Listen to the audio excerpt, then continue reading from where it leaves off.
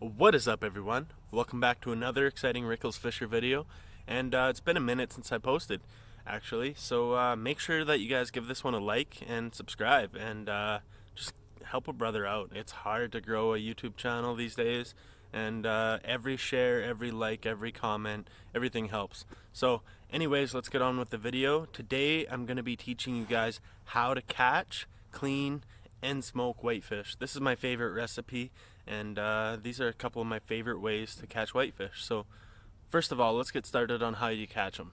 Alright, so the first technique to catching whitefish is on the spinning gear. I like to use monofilament, and 6 pound is what I'm using right now. You can go up to 8 or 10, but I find 6 to work the best for those finicky whitefish.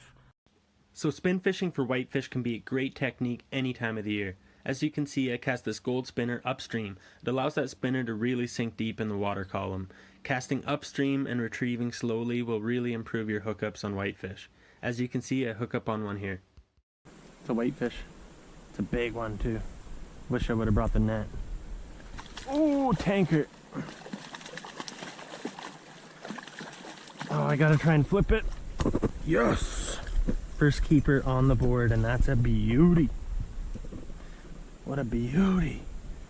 Woo! So the second technique and the most effective way to catch whitefish is a fly rod. Here I got a 4-weight, and you can use any size fly rod. It doesn't really matter as long as you got fairly light line on. And then you just want to tie on a little tiny nymph. I don't know if you can see this very well. This is a copper john. I'll try and focus in on it right there. Yeah, so that's a copper john, and it's a great searching pattern. And if you tie this on, and then you put 2 of these little split shots, just the smallest split shots that you can buy in the store, and you put them above your nymph about 8 to 10 inches, you have the best tightline nymphing setup that you could ask for. So I'll show you guys how I catch them on that technique, and then I'll show you guys how to clean them and smoke them next. So let's get right into the video. So tightline nymphing is a fly fishing technique that works best when the pool or the seam is closely in front of you. As you can see, I cast upstream on myself, and I'm just keeping my rod tip above my hook, feeling for bites and watching for fish. I hook up right here on a whitefish. This has got to be the most effective way to catch a whitefish there is. Tightline nymphing, indicator nymphing, doesn't matter. If you can get your nymph down in front of those fish, you will fool them numerous times over and over again.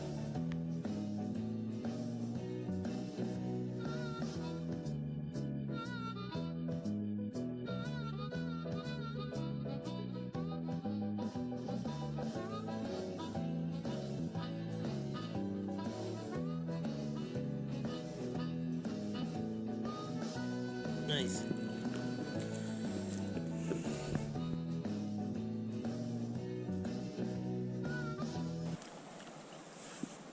That's a big old whitefish right there. It's gonna be some good slabs of meat. Uh-oh.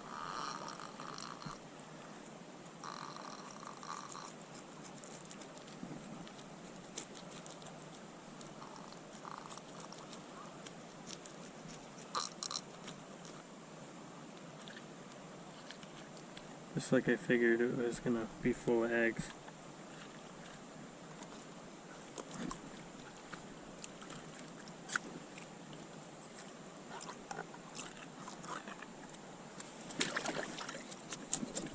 And then I'm just gonna get some of the scales off now too. It's just easier now. Scales are a mess if you try and descale it all in your sink. And that's that. I'm gonna go do the filleting at home. Keep them whole, so if anyone needs to measure them, they can.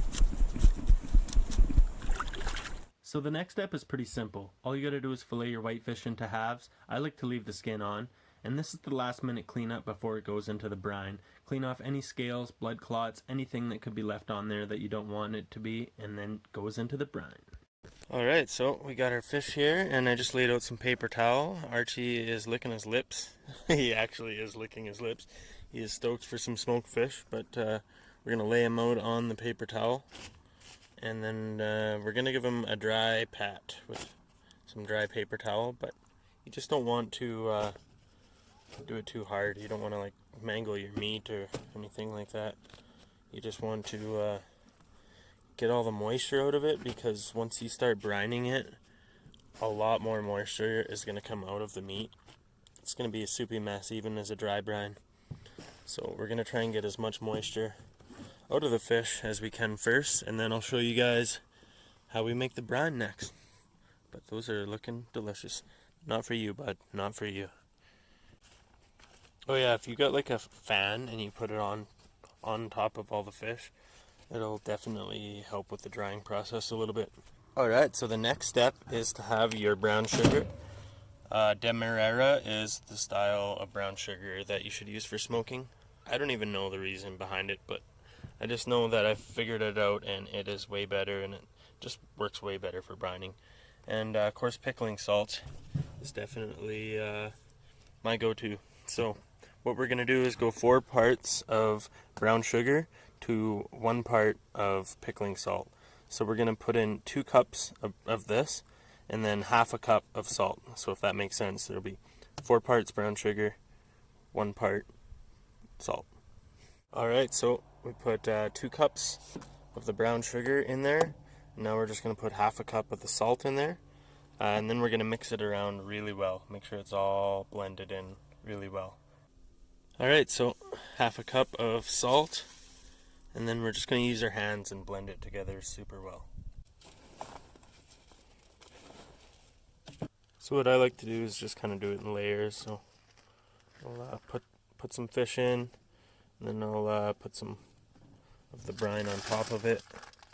You just want to make sure it gets a good coating over all the meat, because if you miss any spots and it's bare, then it won't taste near as brined.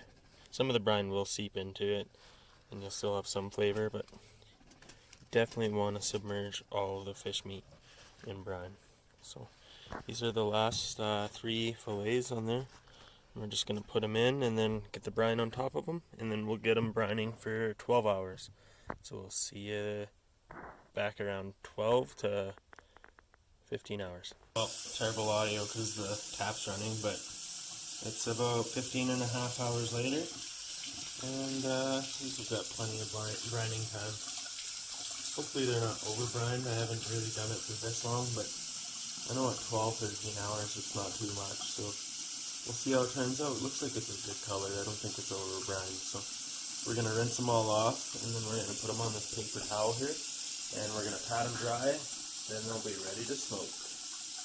Okay, so the next step is to just get a fire going. I don't know if you've got a charcoal smoker or what you have, so at this point, if you don't gotta follow these instructions, but this charcoal smoker, I like to just get a good fire going in it, and then put the charcoal in, and then it burns. It gets a good coal started, so that's exactly what we're gonna do. We'll get this fire started, then we'll put our coals on top.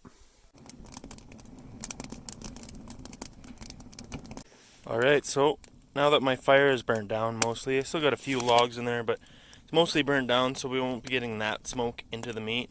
We're going to put some hickory or alder, I forget what kind of chips they are, but we're going to put some of those on top here. We'll let the smoker kind of build up some smoke for a bit, and then we'll put them on the rack. Make sure you clean off your rack so your fish doesn't stick. So yeah, that's the next step for that. Perfect, so our fish is on the smoker.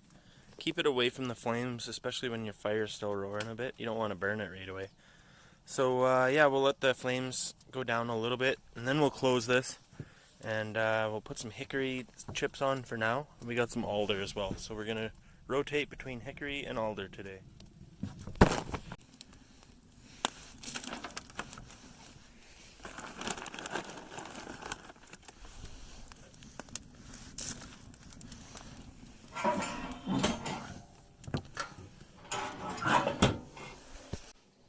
Alright, so it's about 45 minutes in, maybe an hour, and these are, they're getting close to being done already, actually.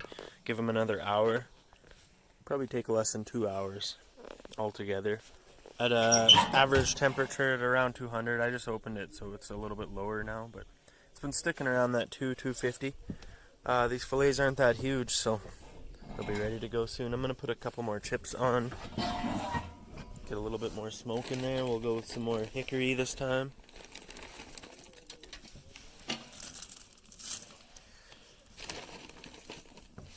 And we'll just keep letting them cook.